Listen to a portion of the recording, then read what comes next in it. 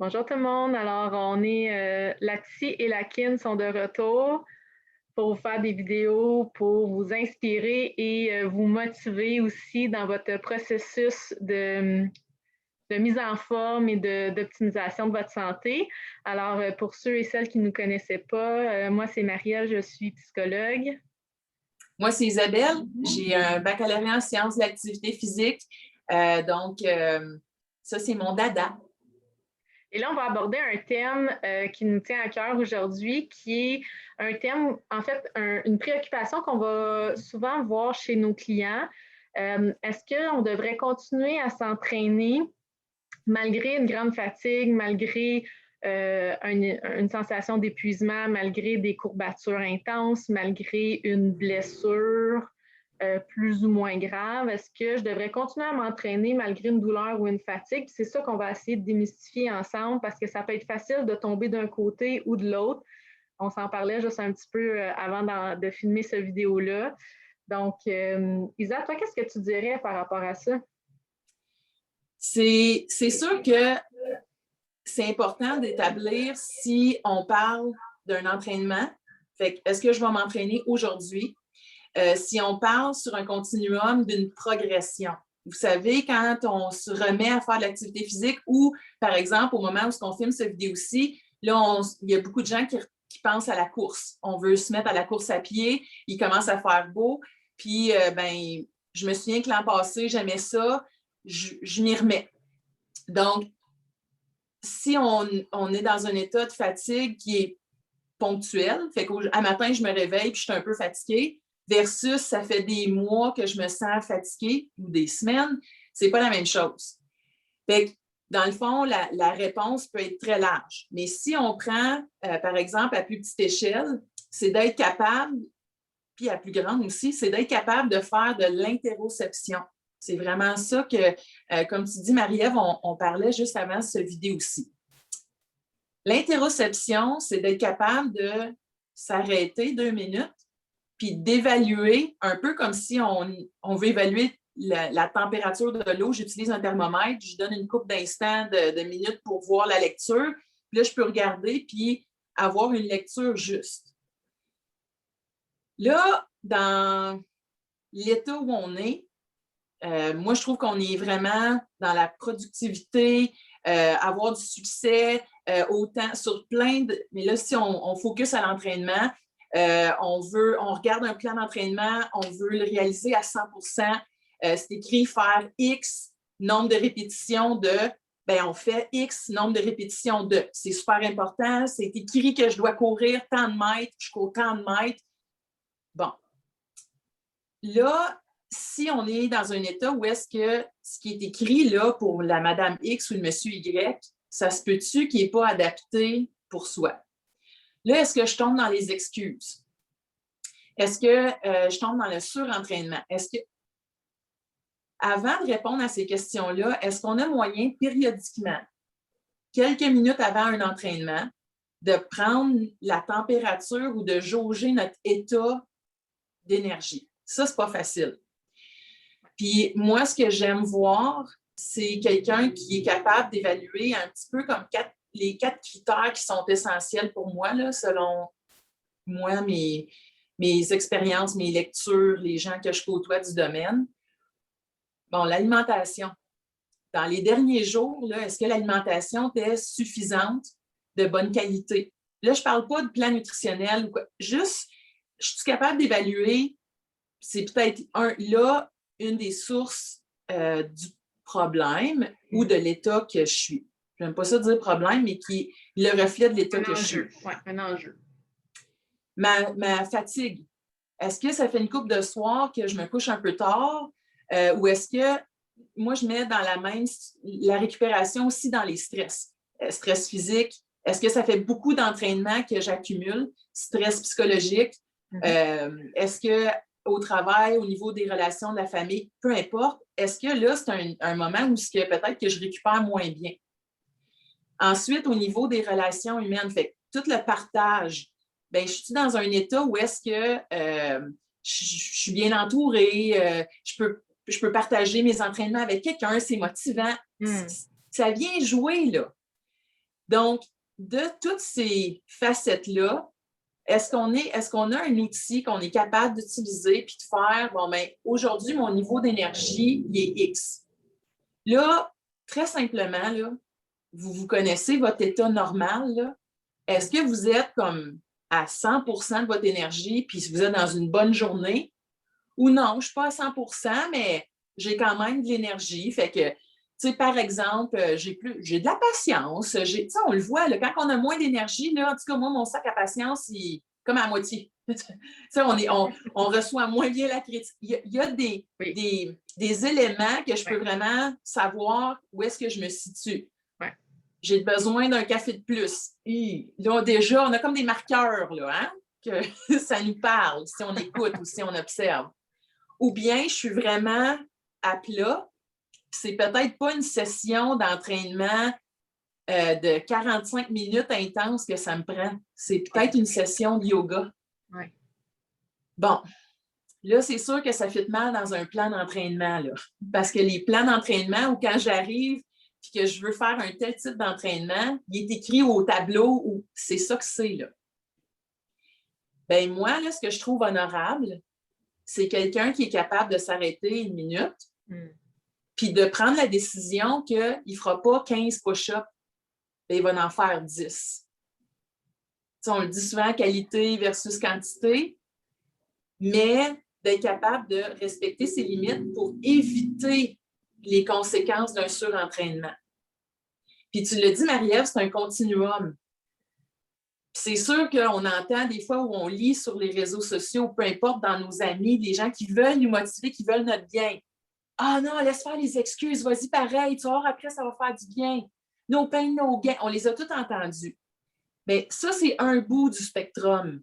Puis là, c'est sûr que ben, je peux aller complètement à l'autre bout, puis là, m'écouter, puis là, me dire que ben, finalement, Netflix, ça serait pas mal bon pour moi aujourd'hui.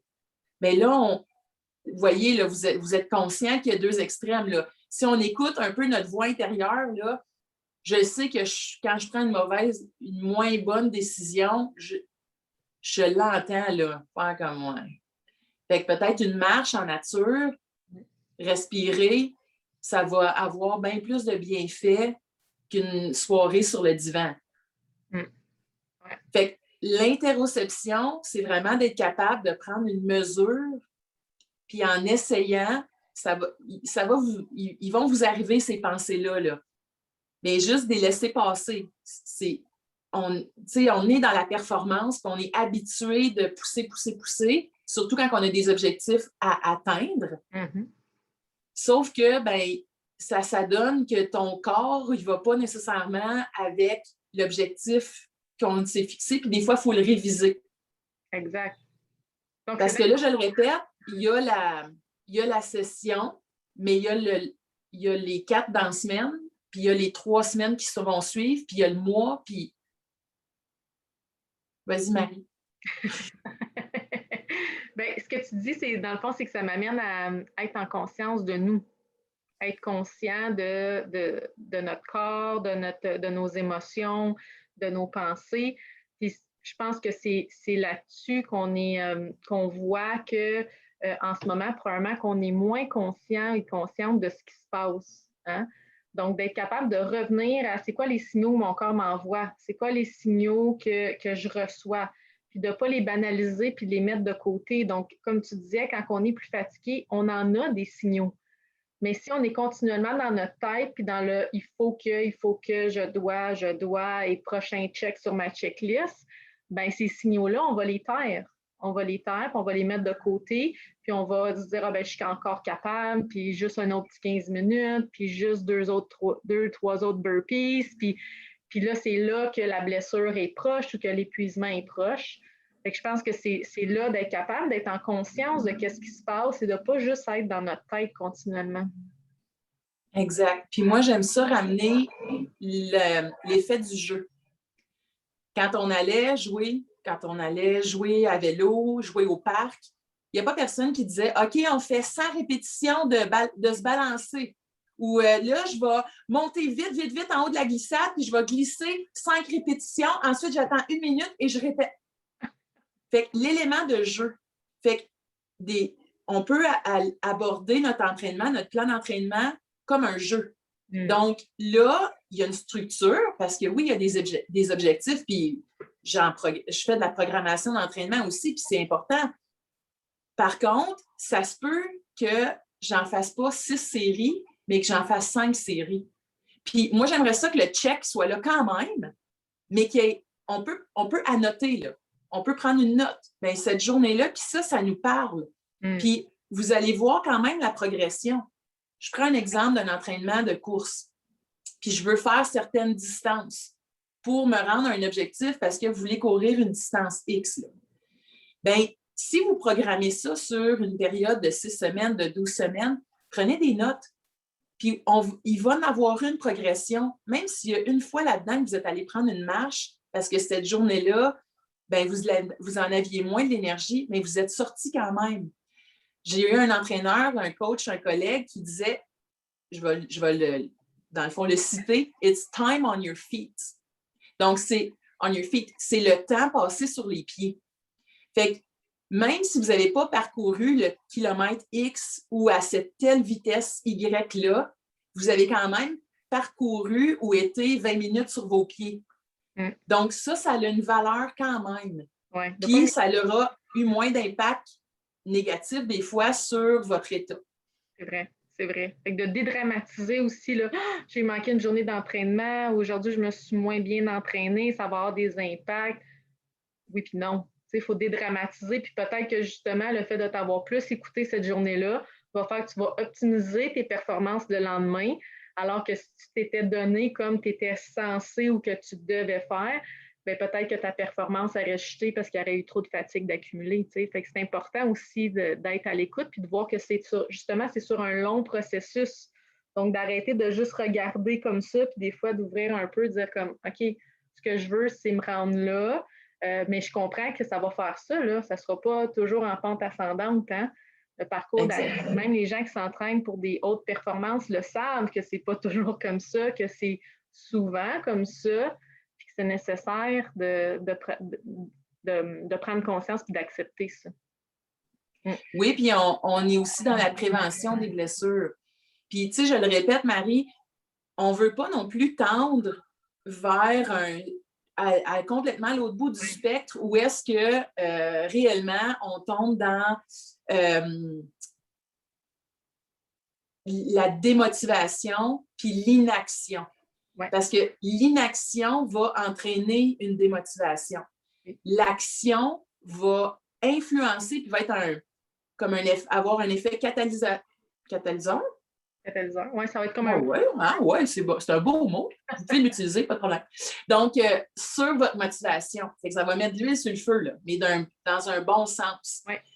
Donc, choisissez, dans le fond, l'intensité puis le type d'effort qui est disponible cette journée-là. Puis, il faut être assez conscient pour être capable d'évaluer que c'est pas parce qu'une journée ou la veille, on a performé et on était vraiment allé dans le succès que nous, on ressent, que le lendemain, ça va être pareil. Donc, c'est important aussi d'avoir des journées de récupération. Fait que si vous n'avez pas nécessairement une planification faite pour vous, mais vous pouvez en parler aux intervenants, que ce soit n'importe quel intervenant, dans le fond, avec lequel vous interagissez, puis qui va être capable de vous guider sur poser des questions pour éviter, parce que si vous avez différentes activités, des fois, le volume peut être il est à considérer, ça c'est sûr et certain, la quantité d'efforts que vous faites. T'sais. C'est clair. Alors voilà, j'espère que ça vous a inspiré à prendre soin de vous, puis à respecter vos limites, hein, et à vous pousser, à vous motiver quand c'est aussi ce que vous avez besoin. Donc, on va vous revenir avec d'autres vidéos, puis on vous souhaite une belle fin de journée. Salut tout le monde. Merci.